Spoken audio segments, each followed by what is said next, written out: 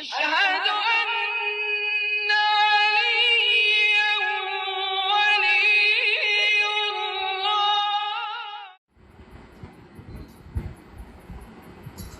اس کے بعد جو لوگ یہ عقیدے پیدا کرتے ہیں کہ مثلا کسی جگہ پر ہے اللہ کی آنکھیں ہیں کان ہیں وغیرہ، ان کو کہتے ہیں مجسمہ، اللہ کے جسم کے قائل. کچھ فرقے کلمہ گو ہونے کے باوجود بھی ان کے نجاست کا فتویٰ دیتے ہیں. ان میں حدیث سناتا ہوں کہ عروۃ الوثقی بحث نجاست کافر مسئلہ نمبر 2.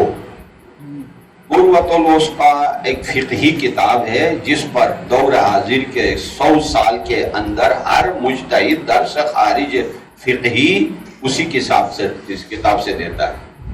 امام آخوئی نے اسی پہ شرح لکھی، آخوئی نے اسی پر، شہید صدر نے اسی پر، اور ہر مجتہد آج کے دور میں جب تک مجتہد نہیں ہوتے جب تک اس عروۃ الوثقی پہ درس نہیں.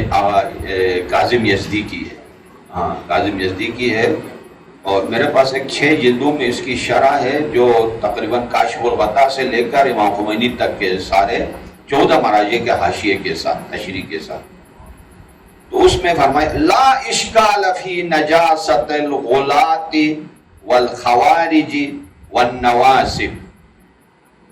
کلمہ گو مسلمانوں میں کچھ گروہوں کا نجس ہونے میں لا اشکال. کون کون؟ غالی یعنی غیر خدا کو خدا کہنے والے، یعنی علی رب کہنے والے. لا اشکال فی نجاست. وہ شہری سے جانا کسی کے گھر میں آج کل پاکستان میں بھی بہت سخت ہے یہ، یعنی علی رب علی خدا وغیرہ جو کہے نا، لا اشکال نہ وہ الازہر اندی الاحوت وہ بھی نہیں، لا اشکال. کون؟ والخوارج امام برحق معصوم کے خلاف خروج کرنے والے، ان کے نجس ہونے میں شک نہیں ہے. والنواسب ناصبی کے الگ تعبیریں ہیں جو امام کو برا بھلا کہے. ایک حدیث میں عجیب ہے، مولانا نے فرمایا ناصبی ہمیں برا بھلا کہے، ہمیں کوئی برا بھلا کہہ ہی نہیں سکتا ہے. ناصبی وہ ہے جو ہمارے شیعوں کو برا بھلا کہے. حدیث ہاں. وَأَمَّا الْمُجَسِّمَ وَالْمُجَبِّرَ. اما مجسمہ جو اللہ کے جسم کے قائل ہوں، اور مجبر اور جبر کے قائل ہوں کہ ہر کام اللہ کرواتا ہے. انسان ریموٹ کی طرح ہے یا ریموٹ کی طرح ہے، کچھ بھی انسان کا نہیں ہے. میں نے بلوچستان میں تافتان بارڈر پہ ایک رات مسجد میں گزاری.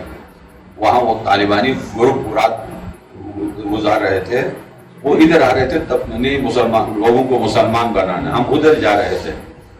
رات ادھر گزر ہو گئی، صبح اس نے نماز کے بعد شروع کیا اور پڑھنا. عجیب اردو بول رہا تھا بلوچستان کا وہ ایرانی مولوی ناصبی.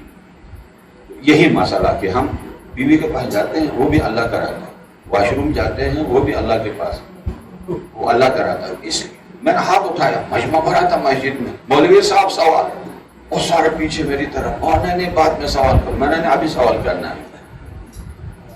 تو پھر روکا سب نے، پھر وہ اس کی گفتگو ختم ہوتی جا کے ممبر پہ روکا. فجر سے لے کے سورج نکل گیا، بارڈر بھی کھول گیا، مجھے ہوش نہیں تھا، اس کو پکڑ کے میں بیٹھا. یہی یعنی یہ لوگ ہاں مجبرہ یعنی انسان کسی کام کا نہیں. کچھ لوگ ہیں یعنی مفوضہ کہ سب کچھ انسان کے اختیار میں ہے، اللہ نے بنا کے چھوڑ دیا ہے، اللہ کی کوئی دخالت نہیں ہے. ان دونوں کے درمیان راہ اہل بیت ہے، لا جبر ولا تفویض بل الامر بین الامرین. درمیان طاقت اللہ نے دی ہے اور مسلسل دے رہا ہے، استعمال کا طریقہ بندے کے ہاتھ میں. القائلین بوحدت الوجود من الصوفیہ، جو وحدت وجود کے قائل ہیں صوفیہ میں سے، بہت فلسفی عرفانی مشکل بحث ہے وحدت وجود. گویا دنیا میں دو نہیں ہیں کہ وہ واجب الوجود ہم ممکن نہیں، بس ایک ہی ہے، ایک وجود ہے، اور وہ مضبوط ایک وجود، قوی ایک یعنی ضعیف یہ بھی نہیں ہے، بس موجود ہے. اس قسم کے قائل ہیں یہ صوفیہ. ان کو بھی وہ نجاست کے دائرے پہ لے آیا ہے.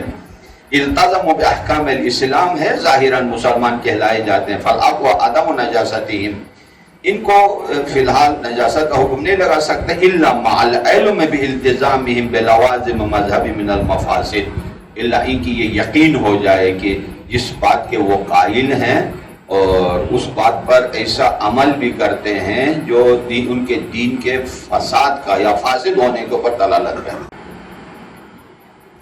وہ جو بحث ہے حقیقت و مجاز نہیں ہے، کہ کچھ مثالیں گزشتہ گفتگو میں بھی اشعار کی صورت میں نے پیش کی تھی کہ مثلا میں کرسی کے اوپر بیٹھا ہوں، یہ حقیقی ہے، آپ مصلی کے اوپر ہیں، یہ حقیقی ہے، فلان آدمی گھوڑے کے اوپر ہے، یہ حقیقی ہے، اللہ عرش پر ہے، یہ حقیقی نہیں ہے، مجازی ہے۔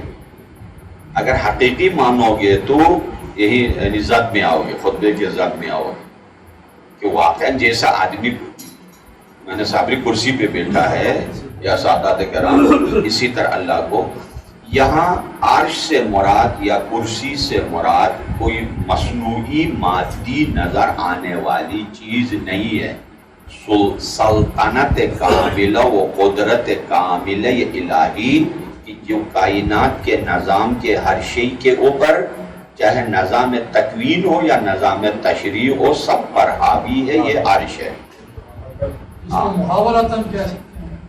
محاورہ ہی ہے، ہاں علی العرش استویٰ، ٹھیک۔